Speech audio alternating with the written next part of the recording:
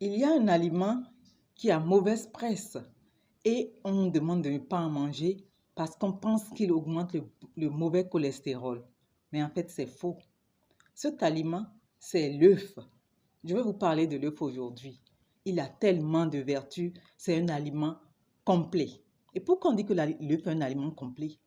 L'œuf est riche en protéines complètes. À lui seul, il contient les 9 aliments et acides aminés dont on a besoin pour mieux se sentir. Et en plus, il contient 9 vitamines sur 13. Vous voyez que l'œuf est très important. Il est bon pour le cerveau. Il est idéal pour les femmes enceintes. Il protège les yeux. Il favorise la construction musculaire. Donc, idéal pour les sportifs, les enfants, les adolescents, les personnes âgées qui ont besoin de protéines pour construire leurs muscles et éviter la mauvaise circulation lymphatique. L'œuf est aussi bon pour le cœur car il augmente le bon cholestérol, voyez-vous? Alors qu'on dit qu'il augmente le mauvais cholestérol. C'est incroyable, c'est faux. C'est faux, on nous ment sur plein de choses. On nous ment sur plein de choses. L'œuf renforce les os. Il contient de la vitamine D.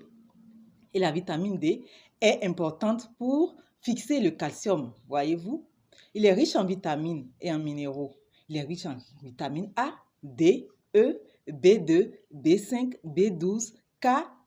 Il est riche en fer, en zinc, en phosphore, en sélénium et j'en passe. Il est aussi très rassasiant. Quand vous prenez des œufs, il permet de contrôler l'appétit. Il est donc idéal pour ceux qui veulent faire du régime.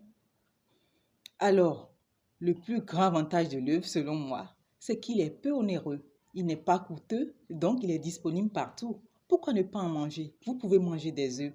Il est très bon, c'est un super aliment. Donc, mangez-le. Vous pouvez en prendre jusqu'à 4 œufs par jour. Je dis bien 4. Et vous pouvez prendre des œufs tous les jours si vous voulez. 4 œufs par jour et tous les jours si vous avez envie d'en prendre. Alors, profitez-en, mangez suffisamment des œufs. Mon conseil de cuisson, c'est lequel? Lavez bien l'œuf pour éviter les bactéries.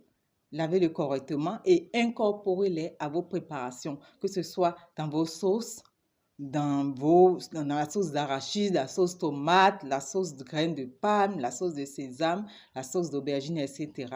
Lavez-le bien, incorporez-le avec la coquille, s'il vous plaît. Laissez-le mijoter dans la sauce pendant 2 ou 3 jours.